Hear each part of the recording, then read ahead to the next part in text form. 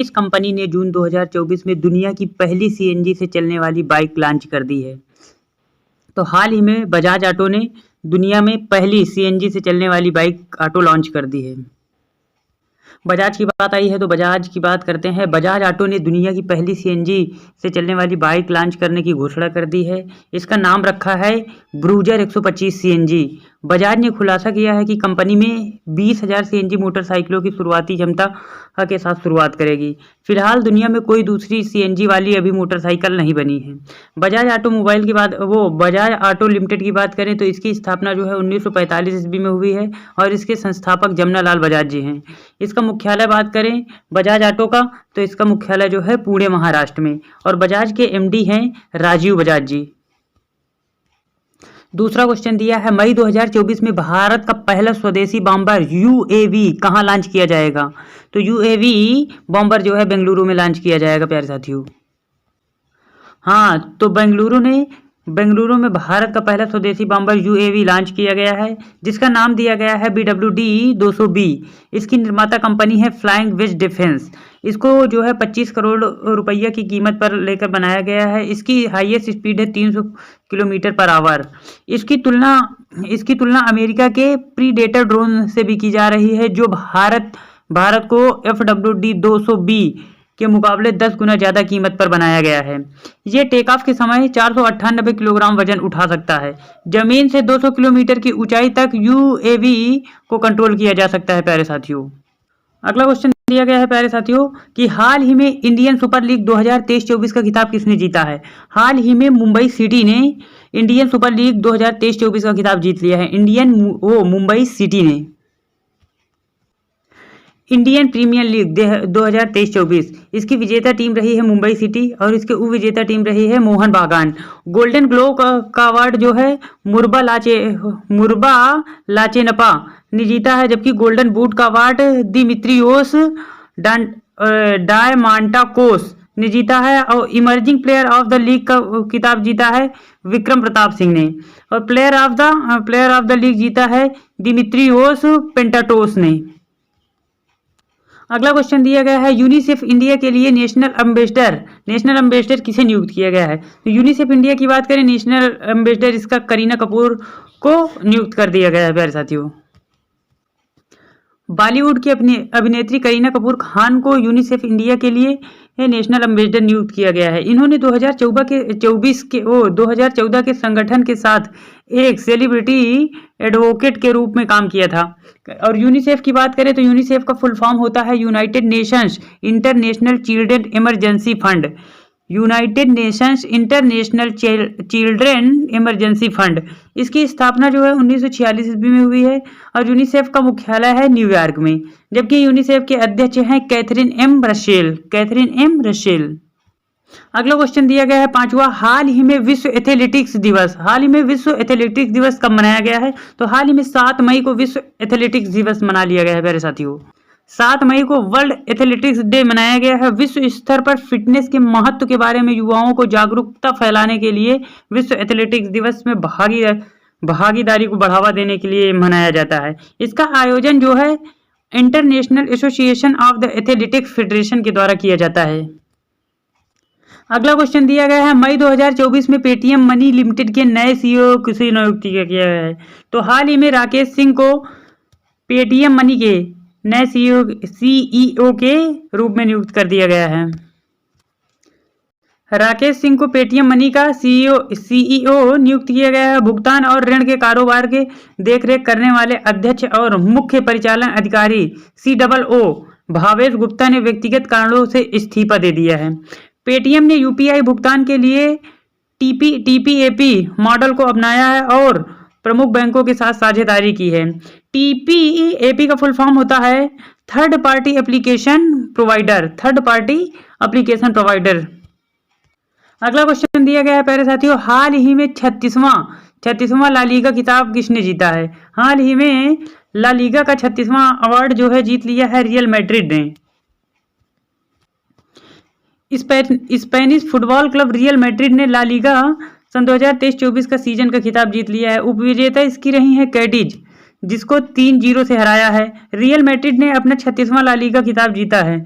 Real Madrid, जिसे उसके समर्थक लास ब्लैंकोस के नाम से भी जानते हैं, ला लीगा दुनिया में सबसे लोकप्रिय पेशेवर क्लब आधारित फुटबॉल टूर्नामेंट में से एक है। इसकी शुरुआत जो है 1929 से शुरू हुई है।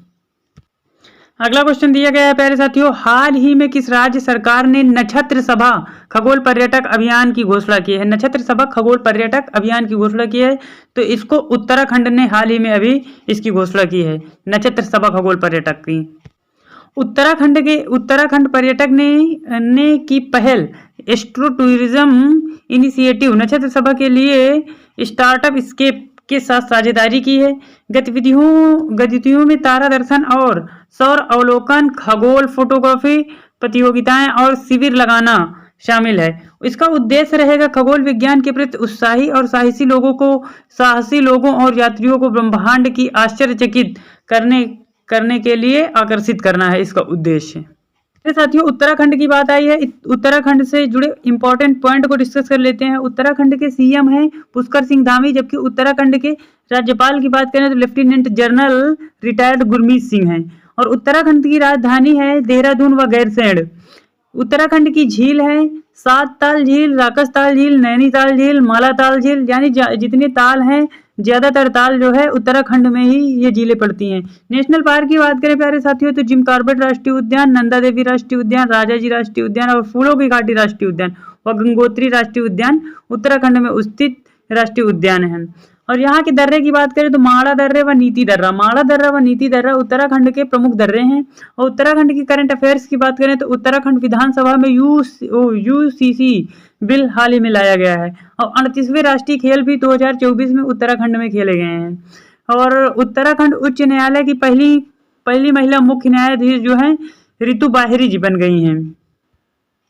अगला क्वेश्चन है प्यारी साथियों, 5वीं बार largest world sportsman of the year से किसे नामित किया गया है? तो ये नोवाक जोकोविक को जो है world sportsman of the year से नामित किया गया है हाल ही में। इससे जुड़े इंपॉर्टेंट पॉइंट डिस्कस कर लेते हैं। दुनिया के शीर्ष क्रम में टेनिस खिलाड़ी नोवाक जोकोविक को 5वीं बार largest world sportsman of the year से नामित किया गया है। नोवाक जोकोविक ने इससे पहले 2012, 15, 16 और 2019 में यह पुरस्कार जीता है। 2024 लारियर खेस पुरस्कार की सूची है।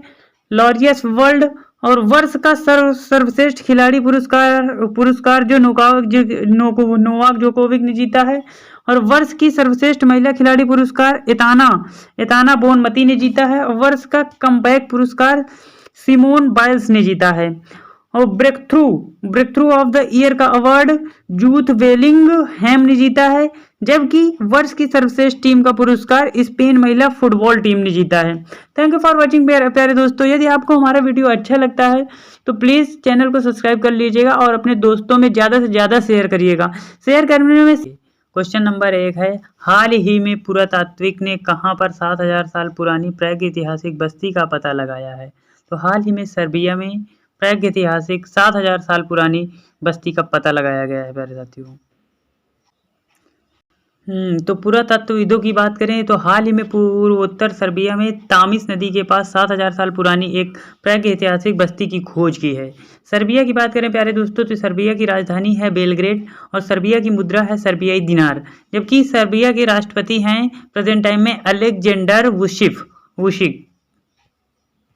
दूसरा क्वेश्चन है दोस्तों, किस देश की फार्मा कंपनी ने एस्ट्राजेनेका ने दुनिया भर में अपनी कोरोना वैक्सीन की खरीद बिक्री बंद करने का फैसला लिया है? तो यह है ब्रिटेन की एक कंपनी एस्ट्राजेनेका, जिसने दुनिया भर में अपनी कोरोना वैक्सीन को खरीद बिक्री पर प्रतिबंध लगा दिया है, बंद करने का फैसला ले लिया है। ब्रिटिश अखबार द टेलीग्राफ की रिपोर्ट के मुताबिक कंपनी ने कहा है कि अब वैक्सीन की मैन्युफैक्चरिंग और सप्लाई नहीं की जाएगी। कोविशील्ड की डोज जो है 738 करोड़ रुपए कोवैक्स और 36 करोड़ वैक्सोसिन और 175 करोड़ जो है कोविशील्ड की होगी। ये भारत में लगे हुए सबसे ज़्यादा डोज हैं जो कि कोरोना से बचने के लिए लगाए गए थे प्यारे साथियों। एस्ट्राजेनेका से जुड़े इंपॉर्टेंट पॉइंट डिस्कस कर लेते हैं प्यारे साथियों। एस्ट्राजेनेका ने माना है कि उसकी कोविशील्ड वैक्सीन दुर्लभ प्रभाव पैदा कर सकती है और पहली बार यूके की फार्मास्यूटिकल दिग्गज एस्ट्राजेनेका ने अदालत में स्वीकार किया है कि उसकी कोविड वैक्सीन कोविशील्ड थ्रोम्बोसिस के साथ थ्रोम्बोसाइटोपेनिया सिंड्रोम नामक दुर्लभ दुष्प्रभाव पैदा कर सकती है। एस्ट्राजेनेका वैक्सीन पर गंभीर नुकसान और मौत के आरोप लग रहे हैं। कोविशील्ड को विकसित करने के लिए एस्ट्राजेनेका ने ऑक्सफोर्ड विश्वविद्यालय के साथ मिलकर वैक्सीन विकसित की है। अगला क्वेश्चन है प्यारे साथियों, हाल ही में किस राज्य में पिरूल लाओ पैसा पाओ अभियान की शुरुआत की गई है? तो यह अभियान जो है उत्तराखंड में हाल ही में शुरू किया गया है आग से बचने के लिए। उत्तराखंड ने जंगलों में लगने वाले आग को कम करने के लिए पिरूल लाओ पैसा पाओ नामक अभियान शुरू किया है। पिरूल की पत्तियां जंगलों में आग फैलाने का सबसे बड़ा कारण होती हैं, इसीलिए वहां की सरकार ने कहा है कि 1 किलो पिरूल लाओ तो उसके बदले में कुछ पैसे पाओ। इसीलिए जो है वहां से जो पिरूल जंगल से लोग लाएंगे तो वहां आग लगने की संभावना कम हो जाएगी, इसीलिए वहां एक अभियान शुरू किया गया है, पिरूल लाओ और पैसा पाओ। दोस्तों उत्तराखंड की बात करें तो उत्तराखंड के सीएम हैं पुष्कर सिंह धामी, उत्तराखंड के राज्यपाल हैं lieutenant general retire Gurmeet Singh और उत्तराखंड की राजधानी है देहरादून व गैरसैंण। उत्तराखंड के झील हैं सात ताल, राकसताल, नैनीताल, मालाताल। उत्तराखंड के नेशनल पार्क हैं Jim Corbett national park, Nanda Devi राष्ट्रीय उद्यान, राजाजी राष्ट्रीय उद्यान व फूलों की घाटी राष्ट्रीय उद्यान, गंगोत्री राष्ट्रीय उद्यान। उत्तराखंड के दर्रा है माड़ा दर्रा, नीति दर्रा। उत्तराखंड के करंट अफेयर की बात करें प्यारे साथियों, उत्तराखंड विधानसभा में यूसीसी बिल लाया गया है और 38वें राष्ट्रीय खेल 2024 के जो हैं उत्तराखंड में खेले गए हैं। उत्तराखंड उच्च न्यायालय की पहली महिला मुख्य न्यायाधीश रितु बाहिरी बनी हैं। अगला क्वेश्चन दिया गया है प्यारे साथियों, हाल ही में विश्व रेड क्रॉस दिवस कब मनाया गया है? तो 8 मई को हाल ही में विश्व रेड क्रॉस दिवस मना लिया गया है प्यारे साथियों। वर्ल्ड रेड क्रॉस डे का सिंबल ये है प्यारे साथियों। अगला क्वेश्चन दिया गया है दोस्तों, हाल ही में स्कूल ऑन व्हील्स पहल किस राज्य में शुरू हुई है? स्कूल ऑन व्हील्स पहल जो है मणिपुर राज्य में हाल ही में शुरू हुई है। मणिपुर आया है तो मणिपुर की राज्यपाल अनसुईया ने इम्फाल में आयोजित एक समारोह स्कूल ऑन व्हील्स का उद्घाटन किया है। इस पहल का उद्देश्य होगा शिविरों में रह रहे बच्चों को शिक्षा का अवसर प्रदान करना। इस पहल का संचालन जो है विद्या भारती शिक्षा विकास समिति मणिपुर द्वारा किया जा रहा है। मणिपुर की इंपॉर्टेंट पॉइंट है, मणिपुर की राजधानी है इम्फाल। मणिपुर के मुख्यमंत्री की बात करें तो एन बीरेन सिंह मणिपुर के मुख्यमंत्री हैं और मणिपुर के राज्यपाल हैं अनसुईया उइके और यहाँ का नेशनल पार्क है केबुल लामजाओ नेशनल पार्क और यहाँ की झील की बात करें लोकटक झील यहाँ का इम्पोर्टेंट झील व केबुल लामजाओ यहाँ का नेशनल पार्क है। अगला क्वेश्चन है दोस्तों, आईसीसी महिला T20 विश्व कप 2024 का आयोजन किस देश में किया जाएगा? आईसीसी T20 2024 का आयोजन जो है हाल ही में बांग्लादेश में किया जाएगा प्यारे साथियों। आईसीसी की बात करें तो इंटरनेशनल क्रिकेट काउंसिल यानी अंतर्राष्ट्रीय क्रिकेट परिषद ने आगामी महिला T20 विश्व कप का 2024 के कार्यक्रम की घोषणा कर दी है। यह महिला T20 विश्व कप का 9वां संस्करण होगा जो कि 3 से 20 अक्टूबर के बीच बांग्लादेश में आयोजित किया जाएगा। आईसीसी की बात करते हैं प्यारे साथियों तो आईसीसी की स्थापना जो है 1909 ईस्वी में हुई है। आईसीसी का मुख्यालय दुबई में है। आईसीसी के अध्यक्ष की बात करें तो मोस्ट इंपॉर्टेंट ये क्वेश्चन बन जाता है, ग्रेट बर्कले आईसीसी के प्रेजेंट टाइम में अध्यक्ष हैं। बांग्लादेश की बात करें तो प्यारे साथियों जो बांग्लादेश अपना है इसमें बांग्लादेश के बारे में रोचक तथ्य हैं जो आपको नहीं पता होंगे। बांग्लादेश का आधिकारिक नाम है People's Republic of Bangladesh. Bangladesh में 98% से अधिक लोग बंगाली भाषा बोलते हैं जो कि यहाँ की आधिकारिक भाषा है। और बांग्लादेश का राष्ट्रगान अमर सुनार बांग्ला नोबेल पुरस्कार से सम्मानित से गुरु गोविंद रविन्द्रनाथ टैगोर जी को किया गया था। क्या आपको पता है कि सुंदरवन जो है डेल्टा ये दुनिया का सबसे बड़ा सदाबहार वन जो है ये दुनिया का सबसे बड़ा वन है जिसका 40% फीसदी हिस्सा भारत में है और 60% इसका हिस्सा जो है बांग्लादेश में स्थित है। आपको बता दें कि बांग्लादेश का कोक्स बाजार बीच जो दुनिया का सबसे बड़ा बीच है ये जो है बांग्लादेश में ही स्थित है। बांग्लादेश की राजधानी की बात करें तो बांग्लादेश की राजधानी है ढाका और बांग्लादेश की मुद्रा है बांग्लादेशी टाका। जबकि बांग्लादेश के प्रधानमंत्री हैं शेख हसीना जुल्फोवाली और बांग्लादेश की राष्ट्रपति की बात करें मोहम्मद शहाबुद्दीन यहाँ के राष्ट्रपति हैं और शेख हसीना जुल्फोवाली यहाँ की प्रधानमंत्री हैं। अगला क्वेश्चन है प्यारे साथियों, विश्व थैलेसीमिया दिवस किस दिन मनाया जाता है? विश्व थैलेसीमिया दिवस हर वर्ष 8 मई को मनाया जाता है। हाँ, तो हम लोग डिस्कस कर रहे हैं हर साल 8 मई को विश्व थैलेसीमिया दिवस व वर्ल्ड थैलेसीमिया दिवस के रूप में मनाया जाता है। इस दिन अंतर्राष्ट्रीय थैलेसीमिया दिवस के रूप में मनाया जाता है। विश्व थैलेसीमिया दिवस की थीम है empowering lives embracing progress equitable and accessible thalassaemia treatment for all. इतनी बड़ी थीम कोई भी एग्जाम में नहीं आती है, लेकिन अगर पिट जैसा एग्जाम होगा तो कुछ भी पूछा जा सकता है, इसलिए इसको आप लोग ध्यान में जरूर बनाए रखें। थैलेसीमिया की बात करें तो थैलेसीमिया एक आनुवंशिक बीमारी होती है। यह बीमारी जो है माता पिता से उनके बच्चों में संचरित होती है। थैलेसीमिया रोगी के शरीर में आवश्यक मात्रा में हीमोग्लोबिन नहीं बन पाता है। हीमोग्लोबिन और थैलेसीमिया का कोई इलाज नहीं है। थैलेसीमिया के इलाज के लिए रक्त आदान का उपयोग किया जाता है। अगला क्वेश्चन दिया गया है, हाल ही में किस देश में थॉमस कप और उबेर कप 2024 दोनों जीता गया है? तो चाइना के खिलाड़ियों ने थॉमस कप और उबेर कप दोनों जीत लिया है। चीन में थॉमस कप और उबेर कप 2024 बैडमिंटन का दोनों का खिताब जीत लिया गया है। इसका आयोजन जो है चेंगदू चीन में हुआ था। BWF द्वारा आयोजित थॉमस कप और BW द्वारा आयोजित थॉमस कप पुरुषों का और बैडमिंटन टूर्नामेंट होता है, जबकि उबेर कप महिलाओं का होता है। चीन ने 11वीं बार थॉमस कप जीता है और जबकि इंडोनेशिया के नाम पर सर्वाधिक 14 बार खिताब जीतने का रिकॉर्ड है। इंडोनेशिया ने सबसे ज्यादा बार इसका मतलब खिताब जीता है। चाइना की बात करें तो प्यारे साथियों, चाइना की राजधानी है बीजिंग और चीन की मुद्रा है रेमिनबी। राष्ट्रपति यहाँ के हैं शी जिनपिंग चिंगचोंग और यहाँ से यानी चीन से और भारत के बीच में जो एक्सरसाइज हुई है उसे हैंड इन हैंड कहते हैं। एशिया की सबसे लंबी नदी यांगसी नदी जो है चाइना में स्थित है। दुनिया का सबसे तेज इंटरनेट लॉन्च करने वाला देश भी चाइना बन गया है और चीन ने दुनिया की सबसे गहरी भूमिगत प्रयोगशाला हाल ही में बनाई है। दुनिया का पहला मीथेन संचालित रॉकेट JK2 चाइना ने ही लॉन्च किया है।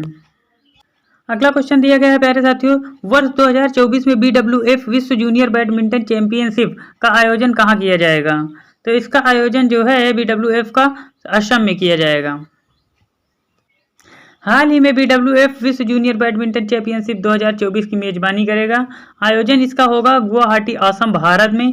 यह जो है 2008 के बाद भारत में BWF इवेंट की पहली मेजबानी होगी। BWF के अध्यक्ष की बात करें तो पाल एरिक होयर इसके अध्यक्ष हैं।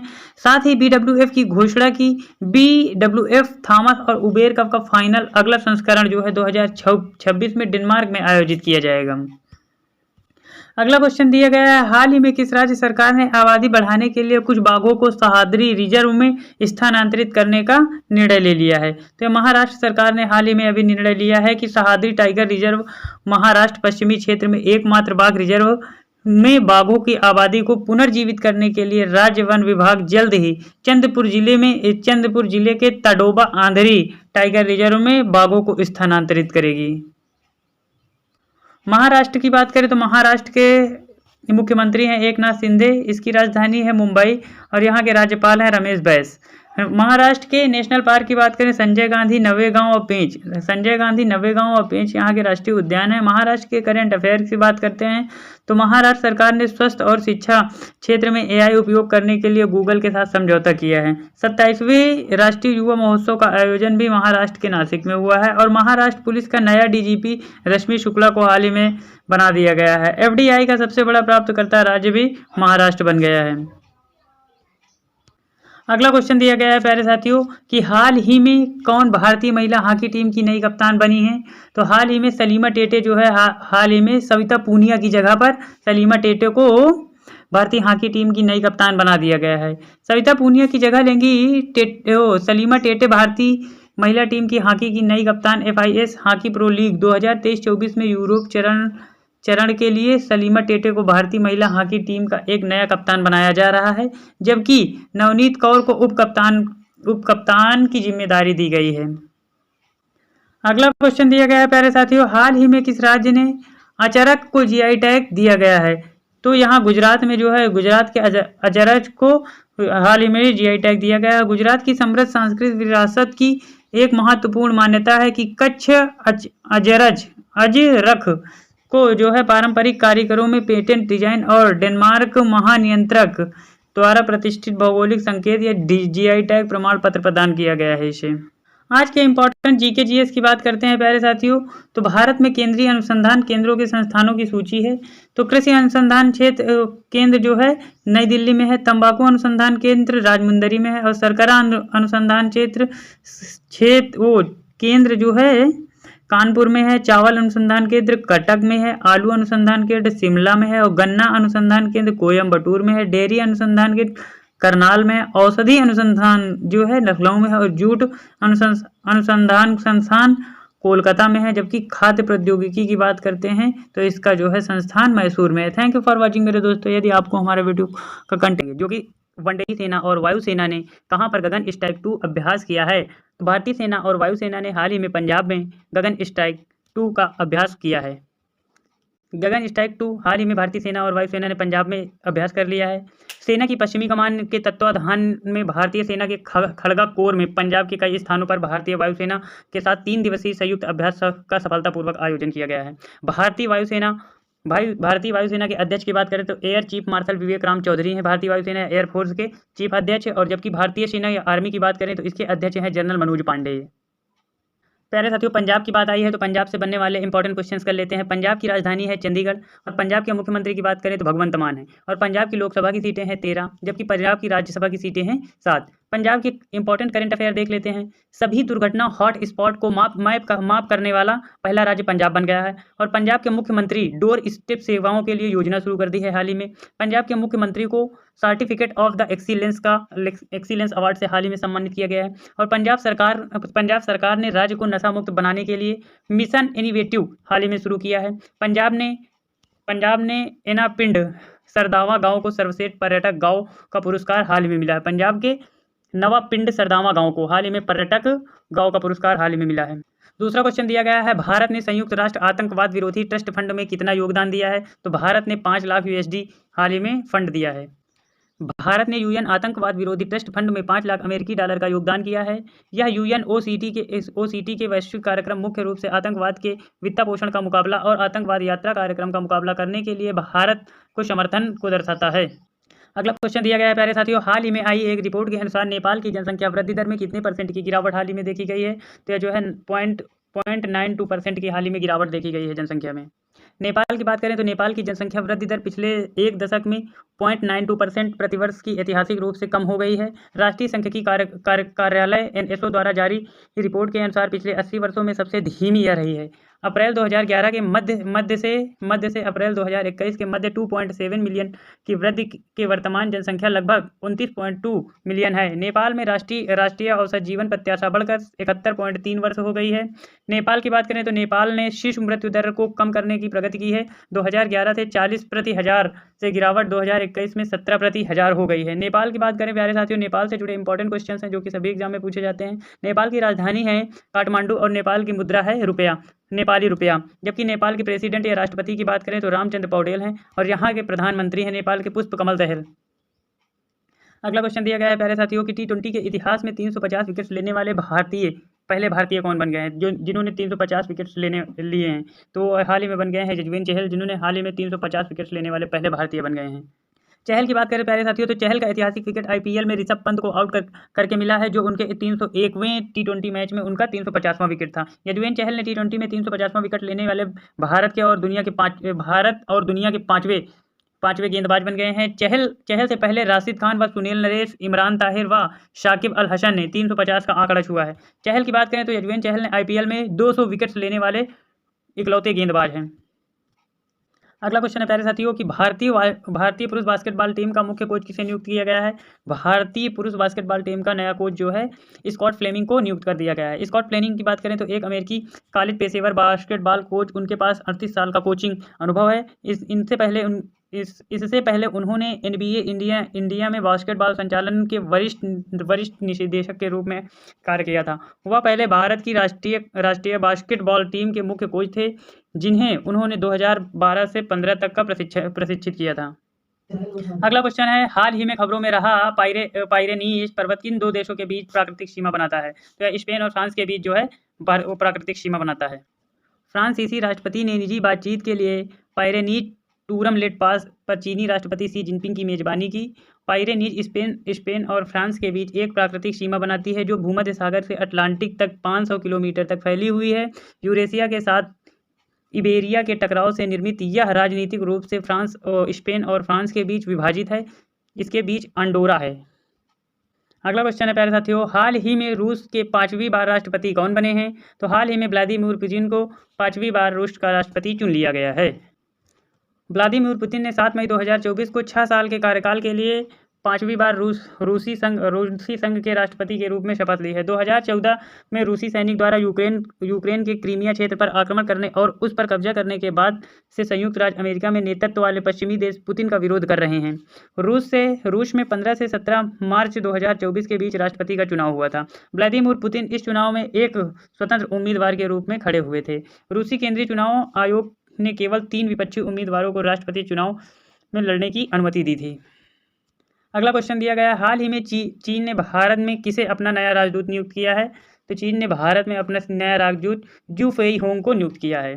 चीन ने जू फेईहोंग को भारत में अपना नया राजदूत नियुक्त कर दिया है। ये सन वेईदोंग का स्थान लेंगे, जिन्होंने अक्टूबर 2022 में भारत में अपना कार्यकाल पूरा किया। पूर्वी लद्दाख सैन्य गतिरोध को लेकर दोनों देशों के बीच जमे संबंधों के बीच चीनी राष्ट्रपति शी जिनपिंग ने 18 महीने की लंबी देरी के बाद वरिष्ठ राजनयिक जू फेईहोंग को इस पद पर नियुक्त कर दिया है। अगला क्वेश्चन दिया गया है प्यारे साथियों कि हाल ही में किसने विश्व स्नूकर चैंपियन 2024 का खिताब जीता है? काइरेन विल्सन ने यह हाल ही में स्नूकर चैंपियनशिप 2024 का खिताब जीत लिया है। ये काइरेन विल्सन का पहला स्नूकर विश्व खिताब था जिसमें इन्होंने जैक होल्स को हराया है। ये विश्व स्नूकर चैंपियनशिप जीतने वाले 23वें खिलाड़ी बन गए हैं। पुरस्कार की राशि होती है $5 लाख रुपया। अगला क्वेश्चन दिया गया है, हाल ही में मियामी ग्रैंड प्रिक्स 2024 का खिताब किसने जीता है? लैंडो नॉरिस ने मियामी ग्रैंड प्रिक्स 2024 का खिताब जीत लिया है। मैकलॉरेन कंपनी के युवा ब्रिटिश ड्राइवर की इस जीत में मोटर स्पोर्ट की दुनिया में हलचल मचा दी है। रेड बुल रेसिंग के मैक वर्स्टापेन में दूसरे स्थान पर अपना अभियान समाप्त किया है। वहीं फरारी के चार्ल्स लेक्सर ने तीसरे स्थान पर फिनिश किया है। इस सीजन में अभी तक की हुई रेस हैं मैक्स वर्स्टेपन सऊदी अरब गागी प्रे व लास वेगास गागी प्रे, जापानी गागी प्रे व चीनी गागी प्रे। और कार्लोस सेंज की बात करें फेरारी की, ऑस्ट्रेलियाई गागी प्रे। और लैंडो नॉरिस या मैकलॉरेन की बात करें तो मियामी ग्रैंड प्रिक्स हैं। क्वेश्चन नंबर 1 देख लेते हैं, हाल ही में मिखाइल मिशुस्टिन किस देश के फिर से प्रधानमंत्री बन गए हैं? तो मिखाइल मिशुस्टिन जो है फिर से जो है रूस के प्रधानमंत्री बन गए हैं प्यारे साथियों। रूस के राष्ट्रपति व्लादिमीर पुतिन ने पूर्व राष्ट्रपति मिखाइल मिशुस्टिन को पुनः देश का प्रधानमंत्री नियुक्त किया है। रूस की बात करें तो रूस की राजधानी है मॉस्को। रूस की मुद्रा की बात करें तो रूबल।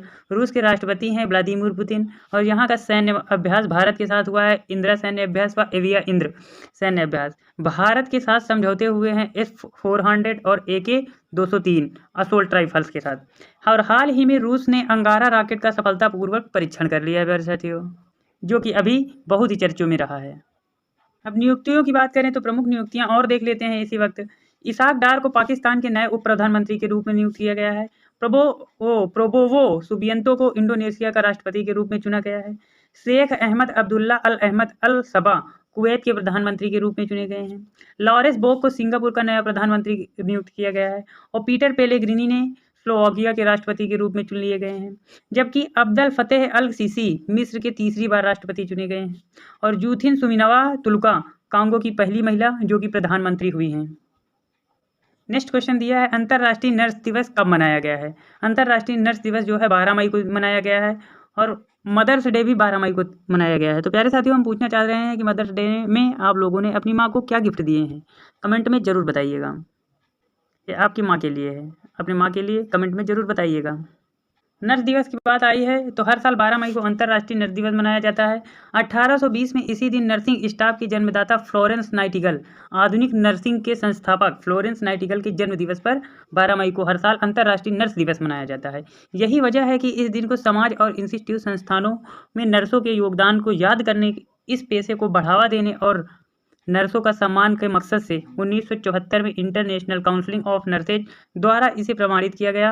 अंतर्राष्ट्रीय नर्स दिवस 2024 की थीम है हमारी नर्सें हमारा भविष्य। हमारी नर्सें हमारा भविष्य, देखभाल की आर्थिक शक्ति।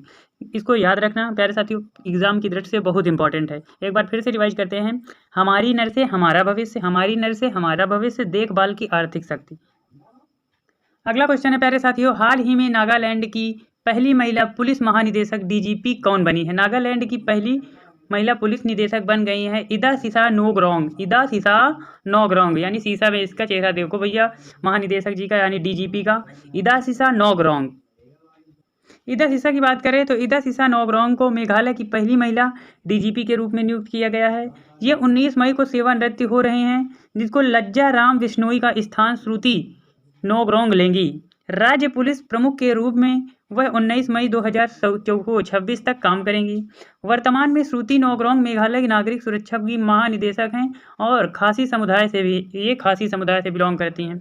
2024 में उन्होंने कार्यवाहक डीजीपी के रूप में कार्य संभाला था।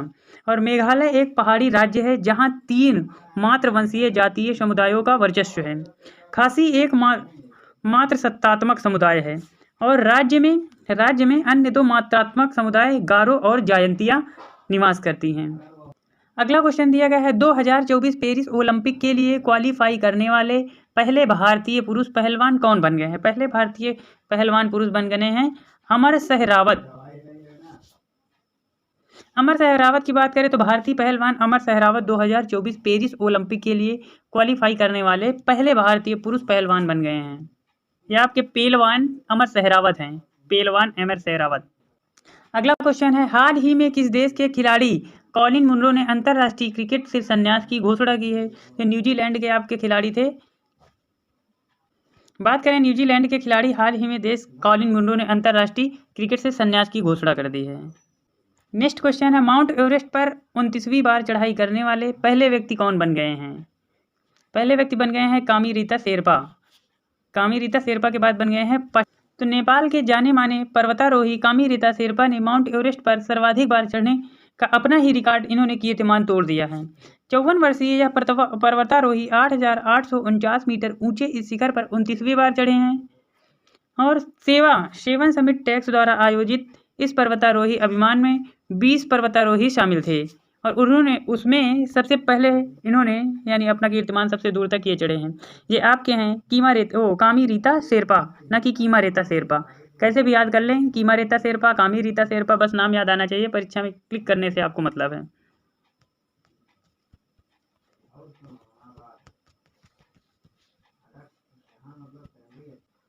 नेक्स्ट क्वेश्चन दिया गया है कि हाल ही में मिली जानकारी के अनुसार कहां पर दुनिया का सबसे बड़ा एयरपोर्ट बनाया जा रहा है? दुनिया का सबसे बड़ा एयरपोर्ट जो है आपके दुबई में बनाया जा रहा है। नेक्स्ट क्वेश्चन है, दुबई में दुनिया का सबसे बड़ा एयरपोर्ट बनना शुरू हुआ है और दुबई के नाम पर होगा अल मखतूम अंतर्राष्ट्रीय हवाई अड्डा, इसका नाम होगा। ये एयरपोर्ट वर्तमान में दुबई अंतर्राष्ट्रीय हवाई अड्डे से लगभग 5 गुना बड़ा रहेगा। इस परियोजना में लागत लगेगी इसको बनाने में $35 बिलियन। यूएई की बात करें, दुबई की बात करें, इसकी राजधानी है अबू धाबी। यहाँ के राष्ट्रपति हैं मोहम्मद बिन जायद अल नहयान। ये नहाते नहीं है इसीलिए इनका नाम है नहयान। नेक्स्ट क्वेश्चन दिया गया है, हाल ही में 30वीं Sultan Azlan Shah trophy Sultan Azlan Shah trophy किसने जीती है? अजलान शाह ट्रॉफी जीत ली है जापानियों ने। अजलान शाह ट्रॉफी ने हाल ही में जापान में फाइनल में पेनाल्टी शूट आउट के पाकिस्तान को 4-1 से हराकर पहली बार सुल्तान अजलान शाह ट्रॉफी मुफ्त में जापान वालों ने जीत लिया है।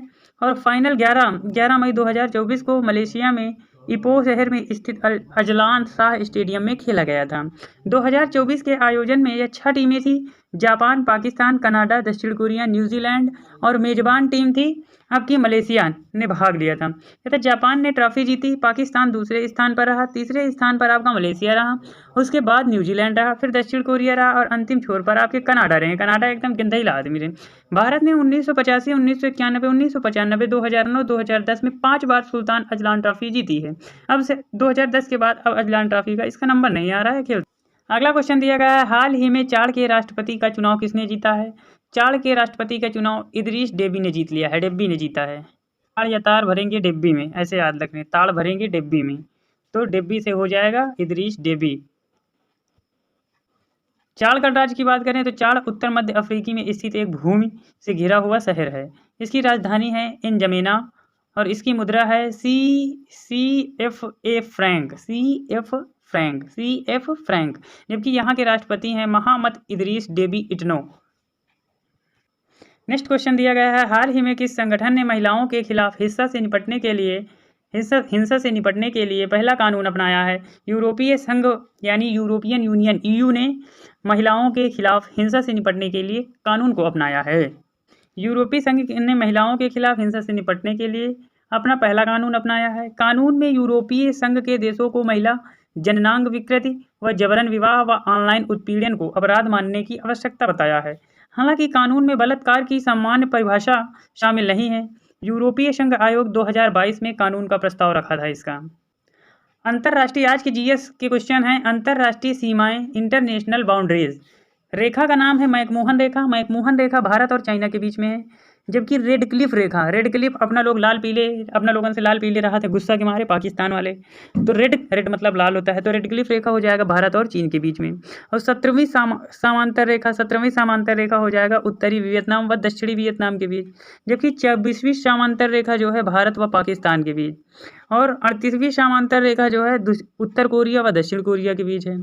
और 49वीं समांतर रेखा की बात करें अमेरिका और कनाडा के बीच है। हिंडनबर्ग रेखा की बात करें तो हिंडनबर्ग रेखा जर्मनी व पोलैंड के बीच है। व ओडरनास रेखा की बात करें तो जर्मन तथा पोलैंड के बीच है। और मैग्नाट रेखा की बात करें जर्मनी फ्रांस के बीच है। थैंक यू फॉर वॉचिंग मेरे दोस्तों। यदि आपको हमारा चैनल के वीडियो या हमारा कंटेंट अच्छा लगता है तो चैनल को लाइक भी करें और कमेंट भी करें, शेयर कर लेते हैं। किस देश की संसद ने कैदियों को सेना में शामिल करने हेतु अनुमति देने का विधेयक पारित हुआ है? तो यूक्रेन में अभी युद्ध चल रहा था, तो यूक्रेन के सैनिकों के जो है जेल में है जो कैदी बनाए गए हैं उनको सेना में शामिल करने का बिल पारित हो गया है। देखो दिया गया है अल जजीरा की रिपोर्ट के अनुसार। अल जजीरा एक जो है वहाँ का न्यूज़पेपर छापने वाली वो रिपोर्टर है, तो कहता है अल जजीरा के अनुसार यह कदम तब उठाया गया है जब यूक्रेनी सेना को जनशक्ति की गंभीर कमी का सामना करना पड़ रहा था, जो युद्ध के मैदान पर चल रही रूसी प्रगति के कारण और वहां गंभीर हो गई है। कहता है इससे पहले यूक्रेनी अधिकारियों ने इस तरह के उपायों का दृढ़ता से विरोध किया था और अक्सर अपने सैन्य रैंकों को मजबूत करने के लिए कैदियों की नियुक्त करने के लिए मॉस्को की निंदा की थी। यूक्रेन की बात करें तो यूक्रेन की राजधानी है कीव और यूक्रेन की मुद्रा की बात करें यूक्रेनी हृदयिया है। जबकि यूक्रेन की राष्ट्रपति की बात करें वोलोडिमिर जेलेंस्की हैं, इनको जेलेंस्की के नाम से जानते हैं। नेक्स्ट क्वेश्चन है, हाल ही में कौन सा देश यूएन के सैन्य सदस्य के लिए क्वालिफाई हुआ है? यूएन के सैन्य सदस्य के लिए हाल ही में किसने? फिलिस्तीन जो है क्वालिफाई हाल ही में हो गया है। फिलिस्तीन की बात करें तो फिलिस्तीन ने संयुक्त राष्ट्र सदस्य बनने के लिए क्वालिफाई कर लिया है। यह 10 मई यूएन से इस पर वोटिंग हुई थी। यह प्रस्ताव अरब देशों की मांग पर लाया गया था। यह भारत ने फिलिस्तीन के पक्ष पे वोट दिया था। भारत जो है फिलिस्तीन के पक्ष पे वोट दिया था। संयुक्त राष्ट्र के 193 संसदीय देशों में से 143 ने फिलिस्तीन के पक्ष में, जबकि 9 देशों ने इसके विरोध में वोटिंग की। विरोध करने वाले देशों में अमेरिका और इजराइल भी शामिल थे। 25 देशों ने इस पर वोटिंग से दूरी बनाई रखी या वोटिंग नहीं दी। इस वोटिंग से फिलिस्तीन यूएन का सदस्य नहीं बना, बल्कि सदस्य बनने के लिए क्वालिफाई कर पाया। फिलिस्तीन की बात करें तो फिलिस्तीन की राजधानी है जेरूसलम रामल्लाह और यहाँ के राष्ट्रपति की बात करें तो महमूद अब्बास जो है फिलिस्तीन के राष्ट्रपति हैं, महमूद अब्बास। नेक्स्ट क्वेश्चन दिया गया है, हाल ही में हवा से CO2 निकालने का दुनिया का सबसे बड़ा संयंत्र कहाँ खोला गया है? दुनिया में सबसे बड़ा संयंत्र कहाँ खोला गया है? तो आइसलैंड में खोला गया है, जिसमें CO2 निकालने का संयंत्र है। हाँ, तो बात किया गया है हाल ही में हवा से CO2 निकालने का दुनिया में सबसे बड़ा संयंत्र आइसलैंड में खोला गया है। क्लाइव मार्क ने वायुमंडल के कार्बन डाइऑक्साइड को बाहर निकालने के लिए दुनिया का सबसे बड़ा operational direct air capture DAC plant खोला है, जिसका आइसलैंड में मैमथ प्लांट यानी सबसे बड़ा प्लांट वर्तमान रिकॉर्ड धारक में लगभग 10 गुना बड़ा है। आइसलैंड की बात करें तो आइसलैंड की राजधानी है रेकजाविक। आइसलैंड की मुद्रा की बात करें तो आइसलैंडिक क्रोना आइसलैंड, इसको याद कर सकते हैं। आइसलैंड की राजधानी, जैसे आइसक्रीम आप लोग कोने से चाटते हैं, इसीलिए आइसलैंड की राजधानी हो जाएगी कोना। अगला क्वेश्चन है, हाल ही में खबरों में रहा पेंच टाइगर रिजर्व किस राज्य में स्थित है? कान्हा पन्ना पेंच टाइगर रिजर्व जो है महाराष्ट्र में स्थित है प्यारे साथियों। यह टाइगर रिजर्व अभी हाल ही में चर्चों में इसलिए रहा कि यहाँ का एक तेंदुआ बिल्ली जिसका वैज्ञानिक नाम है प्रियोनेलुरस बेंगालेरिस को महाराष्ट्र के पेंच टाइगर रिजर्व में देखा गया था, जो वहाँ इसकी पहली उपस्थिति थी। और जंगल में रहने वाली फ्लिक प्रजाति अपने तेंदुए जैसे बालों के लिए पहचानी जाती है। ये फ्लिक प्रजाति की एक तेंदुए जैसी बिल्ली है। प्यारे साथियों, महाराष्ट्र आया है तो महाराष्ट्र की बात कर लेते हैं। महाराष्ट्र के मुख्यमंत्री हैं एकनाथ शिंदे। महाराष्ट्र की राजधानी है मुंबई।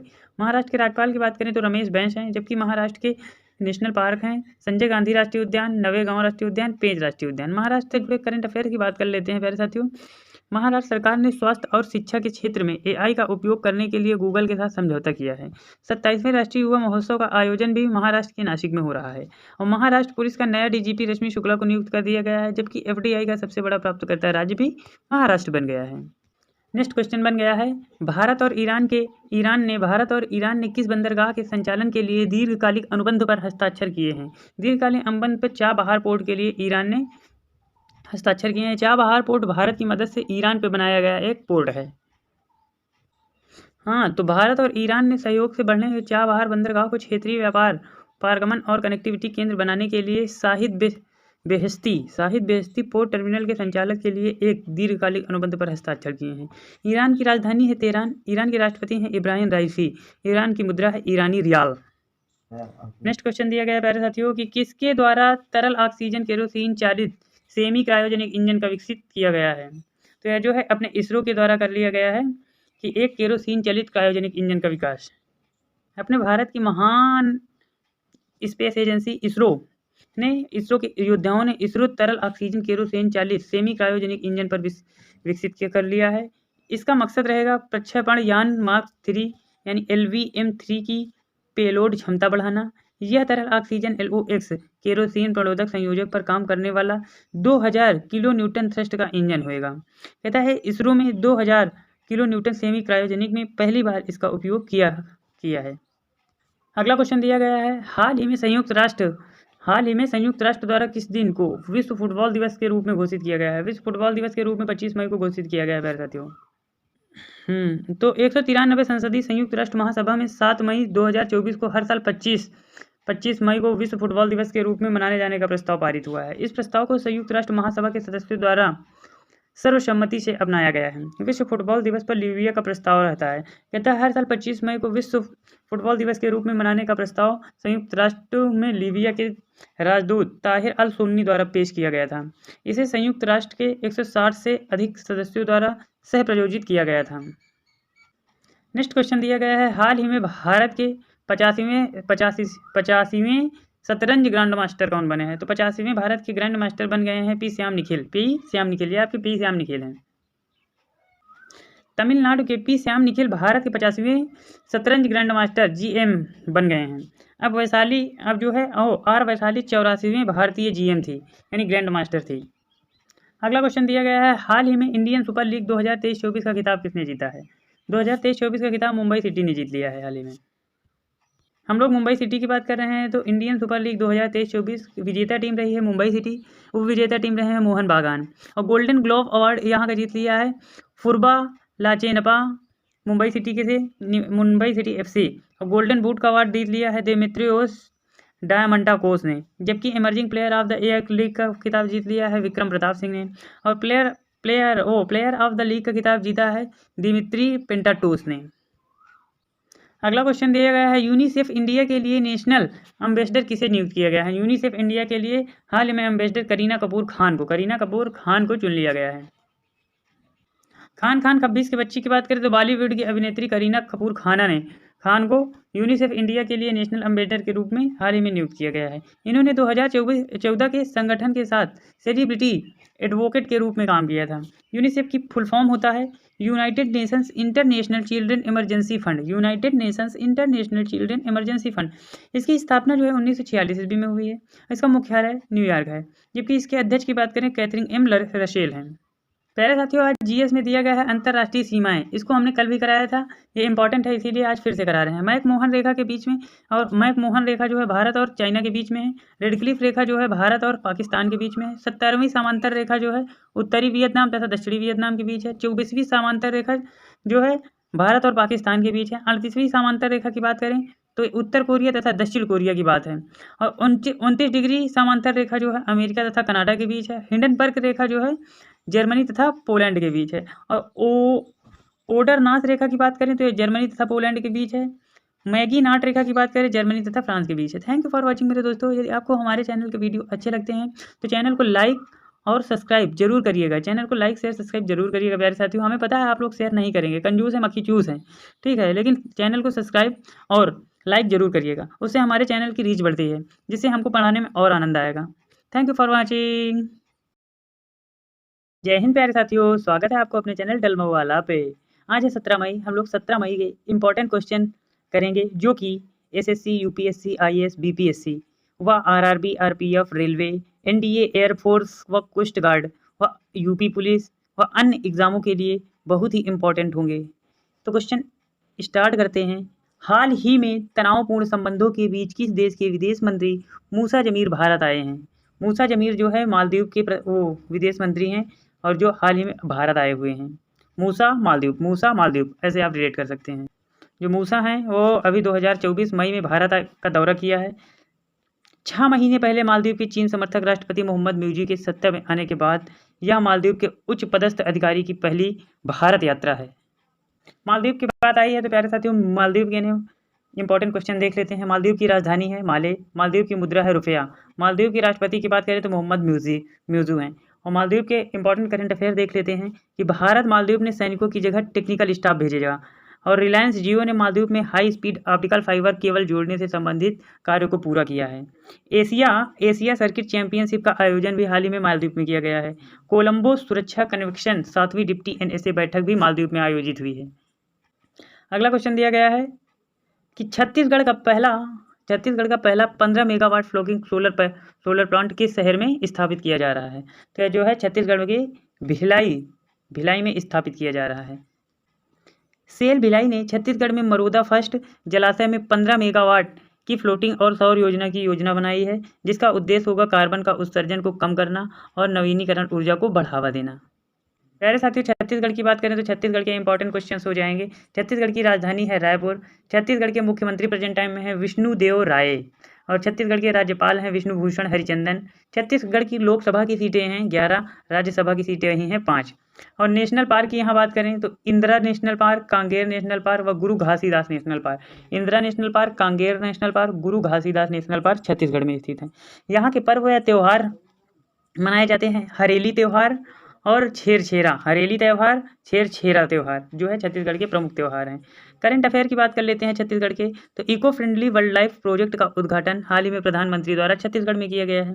और छत्तीसगढ़ के प्रथम उप मुख्यमंत्री के पद किन्हें नियुक्त किया गया है? तो टीएस सिंहदेव को नियुक्त किया गया है। विष्णुदेव साई के नेतृत्व वाली सरकार राज्य में अवैध धार्मिक धर्मांतरण को रोकने के लिए कानून लाने की तैयारी यहीं करी गई है।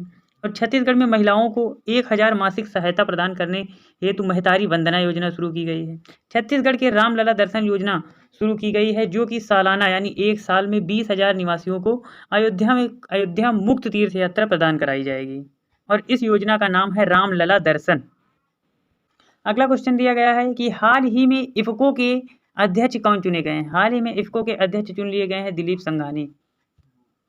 जो है इफको के नए अध्यक्ष चुन लिए गए हैं दिलीप संघानी। और भारतीय किसान उर्वरक सहकारी इफको ने अपने अध्यक्ष के चुनाव में दिलीप संघानी को अध्यक्ष बनाया है। इफको का 17वां अध्यक्ष ये हैं, यानी दिलीप संघानी 17वां अध्यक्ष हैं। वह पहले इफको के उपाध्यक्ष के रूप में कार्यरत यानी कार्य कर रहे थे। इफको की स्थापना जो है 3 नवंबर 1967 ईस्वी में हुई है। इफको का मुख्यालय नई दिल्ली में है।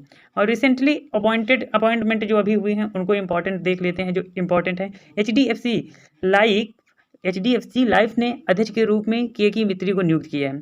संजय भल्ला जो है भारतीय नौसेना के चीफ ऑफ पर्सनल पदभार संभाला है। और सुबोध कुमार जो है आयुष मंत्रालय के निदेशक के रूप में नियुक्त किए गए हैं। राकेश सिंह को पेटीएम मनी का सीईओ नियुक्त किया गया है। कृष्ण स्वामीनाथन को भारतीय नौसेना का वाइस चीफ बनाया गया है। और मौसमी चक्रवर्ती को आकाशवाणी समाचार का महानिदेशक हाल ही में बनाया गया है। अगला क्वेश्चन दिया गया है, हाल ही में किस देश के क्रिकेटर जेम्स एंडरसन ने अंतर्राष्ट्रीय क्रिकेट के संन्यास की घोषणा की है? तो ये थे इंग्लैंड के क्रिकेटर जेम्स एंडरसन, जिन्होंने हाल ही में संन्यास की घोषणा की है। इंग्लैंड के दिग्गज तेज गेंदबाज जेम्स एंडरसन ने अंतर्राष्ट्रीय क्रिकेट से संन्यास लेने की घोषणा कर दी है। जुलाई में 42 साल के होने में एंडरसन ने 2003 में जिम्बाब्वे के खिलाफ लॉर्ड्स में अपना टेस्ट डेब्यू किया था। उन्होंने 700 विकेट लिए और जो टेस्ट इतिहास में किसी भी गेंदबाज द्वारा सबसे अधिक है। अगला क्वेश्चन दिया गया है, हाल ही में दोहा डायमंड लीग 2024 भाला फेंक में नीरज चोपड़ा किस स्थान पर रहे? नीरज चोपड़ा जो है दूसरे स्थान पर रहे। दोहा डायमंड लीग 2024 में नीरज चोपड़ा ने सिल्वर मेडल जीता है। भाला फेंक में मौजूदा ओलंपिक और विश्व चैंपियन नीरज चोपड़ा ने अपने 2024 के सीजन की जोरदार शुरुआत करते हुए दोहा डायमंड लीग 2024 में दूसरा स्थान हासिल किया है इन्होंने। अगला क्वेश्चन दिया गया है, विश्व हाइड्रोजन शिखर सम्मेलन 2024 किस देश में आयोजित किया जा रहा है? यह जो है नीदरलैंड में आयोजित किया जा रहा है। वर्ल्ड हाइड्रोजन समिट 2024 का आयोजन 13 से 15 मई 2024 तक रॉटरडैम नीदरलैंड में आयोजित किया गया है। भारत ने पहली बार इस आयोजन में अपना स्वयं का पवेलियन स्थापित किया है और भारतीय पवेलियन को नवीन और नवीनीकरण ऊर्जा मंत्रालय भारत सरकार द्वारा स्थापित किया गया था। अगला क्वेश्चन दिया गया है, जिस व्यक्ति ने पहला सुअर की किडनी के प्रत्यारोपण हुआ है उसकी मृत्यु हो गई है। यह किस देश की घटना थी? यह जो है अमेरिका की घटना है। आनुवांशिक रूप से संशोधित सुअर किडनी प्रत्यारोपण प्राप्त करने वाले पहले व्यक्ति स्लेमैन की ऑपरेशन के 2 महीने बाद मृत्यु हो गई है। किडनी की बीमारी के अलावा स्लेमैन टाइप 2 मधुमेह और उच्च रक्तचाप की से भी पीड़ित थे। स्लेमैन पर ऑपरेशन को एक ऐतिहासिक मील का पत्थर माना गया है। अगला क्वेश्चन दिया गया है, हाल ही में किस राज्य के सेला सुरंग को देश की सबसे ऊंची सुरंग के रूप में मान्यता दी गई है? तो यह जो है अरुणाचल प्रदेश की सेला सुरंग है, जिसको देश में सबसे ऊंची सुरंग का दर्जा दिया गया है। BRO Border Road Organisation India द्वारा निर्मित सेला सुरंग का International Book of Honour England द्वारा आधिकारिक तौर पर देश की सबसे ऊंची सुरंग के रूप में मान्यता दी गई है। 2.598 किलोमीटर लंबी सुरंग तेजपुर तवांग रोड 13,000 फीट की ऊंचाई पर स्थित है। प्रधानमंत्री नरेंद्र मोदी ने 9 मार्च को अरुणाचल प्रदेश के विश्व सबसे लंबा यानी ट्रवाइन लेन सुरंग का उद्घाटन किया। अरुणाचल प्रदेश की बात आई। अरुणाचल प्रदेश की राजधानी है ईटानगर। यहाँ के मुख्यमंत्री हैं पेमा खांडू और जबकि यहाँ की राज्यपाल हैं कैवल्य त्रिविक्रम पंडित। यहाँ के करंट अफेयर की बात कर लेते हैं। रक्षा मंत्री राजनाथ सिंह ने नेचिंग सुरंग का नेचिफू सुरंग का उद्घाटन किया है। चर्चे में रहा राज्य का पहला ग्रीनफील्ड डोनो पोलो एयरपोर्ट यही है। 9वें पागा हार्मल महोत्सव मनाया गया है हाल ही में 100% घरेलू नल जल कनेक्शन हासिल करने वाला पहले उत्तर पूर्वी राज्य अरुणाचल प्रदेश बना है। केई पनियोर अरुणाचल प्रदेश का 26वां जिला बन गया है। अगला क्वेश्चन दिया गया है, मई 2024 के महीने में भारतीय नौसेना के ऑपरेशन डिप्लॉयमेंट के किस हिस्से के रूप में कौन सा भारतीय नौसेना जहाज वियतनाम का दौरा करेगा?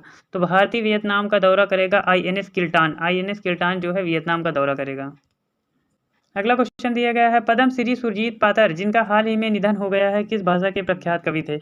ये जो है पंजाबी भाषा के प्रख्यात कवि थे प्यारे साथियों। प्रख्यात पंजाबी कवि और पद्मश्री 2012 से सम्मानित सुरजीत पातर का 79 वर्ष की आयु में निधन हो गया है, जिसके साहित्यिक और राजनीतिक क्षेत्र में हलचल मच गई और पंजाब के मुख्यमंत्री भगवंत मान ने उन्हें पंजाबी भाषा का गौरवशाली पुत्र बताया।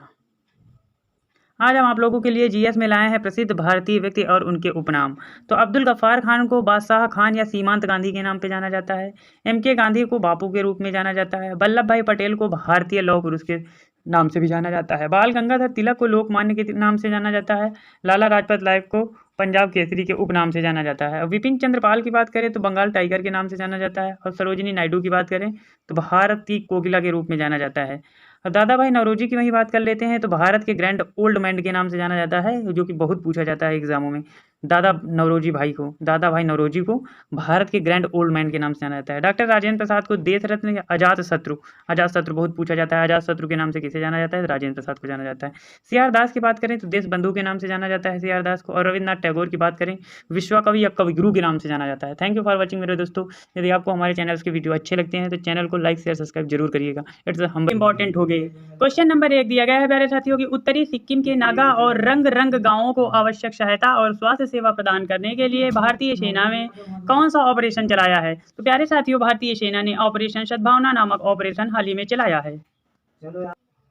भारतीय सेना की त्रिशक्ति कोर ने सिक्किम में ऑपरेशन सद्भावना शुरू किया है। भारतीय सेना की त्रिशक्ति कोर ने सिक्किम के नागा और रंग गांवों को आवश्यक सहायता और स्वास्थ्य सेवा प्रदान करने के लिए ऑपरेशन सद्भावना शुरू कर दिया है।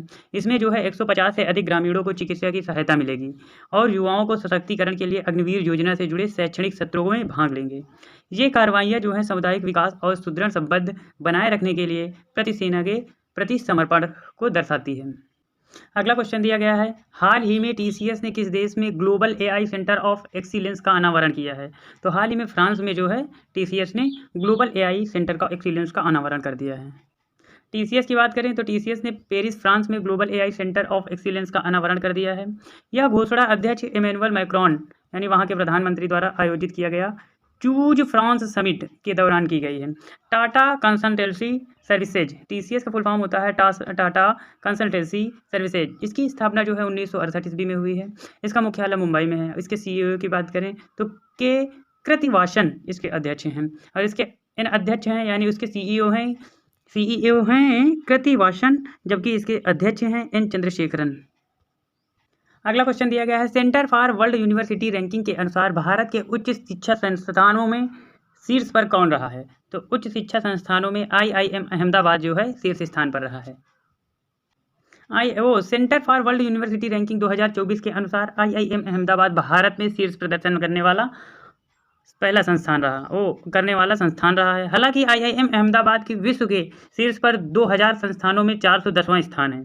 भारत के 64 अन्य विश्वविद्यालयों को भी इस लिस्ट में सूचीबद्ध किया गया है, जिसमें आईआईटी बॉम्बे 568वां स्थान है और आईआईटी मद्रास जो है 582वां स्थान है। आईआईएससी बेंगलुरु का जो है 501वां स्थान है। हार्वर्ड यूनिवर्सिटी लगातार 13वें बार जो है पहले स्थान पर बनी है। अगला क्वेश्चन दिया गया है, देश का सबसे बड़ा कौशल कार्यक्रम इंडिया स्किल प्रतियोगिता कब शुरू की गई? कहाँ शुरू की गई, कब शुरू की गई? ये जो है नई दिल्ली में शुरू की गई है। नई स्किल प्रतियोगिता देश में सबसे बड़ा कौशल कार्यक्रम इंडिया स्किल्स प्रतियोगिता 2024 का आयोजन 15 मई और 18 मई के बीच हो रहा है। यह आयोजन कौशल विकास और उद्यमिता मंत्रालय यानी MSDE द्वारा किया जा रहा है। इंडिया स्किल्स प्रतियोगिता में पारंपरिक सिल्क से लेकर आधुनिक प्रौद्योगिकियों तक 61 कौशल में प्रतियोगिता आयोजित की जाएगी। इंडिया स्किल्स विजेता को सितंबर 2024 में लियोन फ्रांस में वर्ल्ड स्किल प्रतियोगिता 2024 की तैयारी के लिए उद्योग विशेषज्ञ से प्रशिक्षण प्राप्त होगा। अगला क्वेश्चन दिया गया है, रक्षा सचिव गिरधर अरमाने ने मझगांव डाक लिमिटेड की वर्षगांठ के अवसर पर कितने रुपए का स्मारक सिक्का जारी किया है? तो स्मारक सिक्का जो है 250 का सिक्का हाल ही में जारी कर दिया गया है। हाल ही में रक्षा सचिव गिरधर अरमाने ने मझगांव डाक लिमिटेड MDL की स्थापना दिवस पर 250 का स्मारक सिक्का जारी कर दिया है। 14 मई 2024 को मझगांव डाक लिमिटेड की स्थापना की 250वीं वर्षगांठ थी। कहता है मझगांव डाक लिमिटेड ने 1774 ईस्वी में मुंबई के मझगांव में निर्मित एक सूखी गोदी के रूप में अपनी यात्रा शुरू की। 1934 में कंपनी को एक प्राइवेट लिमिटेड कंपनी के रूप में शामिल किया गया था। 1960 में इसका राष्ट्रीयकरण किया गया है। अगला क्वेश्चन दिया गया है, हाल ही में लेखिका एलिस मुनरो का निधन हो गया है। उन्हें किस वर्ष साहित्य का नोबेल पुरस्कार मिला हुआ था? तो उन्हें जो है 2013 में साहित्य का नोबेल पुरस्कार मिला था। साहित्य के नोबेल पुरस्कार विजेता लेखिका एलिस मुनरो का 92 वर्ष की आयु में इनका निधन हो गया है। एलिस मुनरो को 2013 में नोबेल पुरस्कार और 2009 में अंतर्राष्ट्रीय बुकर पुरस्कार मिल चुका था। उन्हें 3 बार फिक्शन के लिए प्रतिष्ठित गवर्नर जनरल का पुरस्कार भी मिला था। इनकी अंतिम कृति थी डियरली इनकी अंतिम कृति थी। अगला क्वेश्चन दिया गया है, हाल ही में अंतर्राष्ट्रीय परिवार दिवस कब मनाया गया है? हाल ही में 15 मई को जो है अंतर्राष्ट्रीय परिवार दिवस के रूप में मना लिया गया है। संयुक्त राष्ट्र ने इस दिन की स्थापना 1994 ईस्वी में लोगों को यह समझने में मदद करने के लिए की थी कि परिवार क्यों मायने रखते हैं और उन्हें क्यों चुनौतियों का सामना करना पड़ सकता है और लोगों को समर्थन के लिए एक साथ आने को प्रोत्साहित करता है। इसकी थीम है अब की बार कि फैमिली एंड क्लाइमेट चेंज। अगला क्वेश्चन दिया गया है, हाल ही में किस भारतीय फुटबॉलर ने संन्यास की घोषणा की है? तो हाल ही में भारत के महान फुटबॉलर सुनील छेत्री ने भारतीय फुटबॉल से संन्यास लेने की घोषणा की है। भारतीय फुटबॉल के दिग्गज सुनील छेत्री ने घोषणा की है कि 6 जून को कोलकाता के साल्ट लेक स्टेडियम में कुवैत के खिलाफ भारत के फीफा विश्व कप क्वालिफायर मैच के बाद अंतर्राष्ट्रीय फुटबॉल से हम संन्यास ले लेंगे।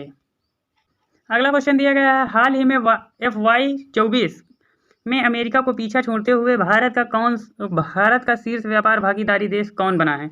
ये जो है भारत का शीर्ष भागीदारी व्यापार के अंतर्गत बन गया है चाइना देश। चाइना जो है आर्थिक think tank global trade research innovation के आंकड़े के अनुसार वित्तीय वर्ष 2023-24 में चीन संयुक्त राज्य अमेरिका को पीछे पछाड़कर भारत का सबसे बड़ा व्यापारिक भागीदार बनकर उभरा है।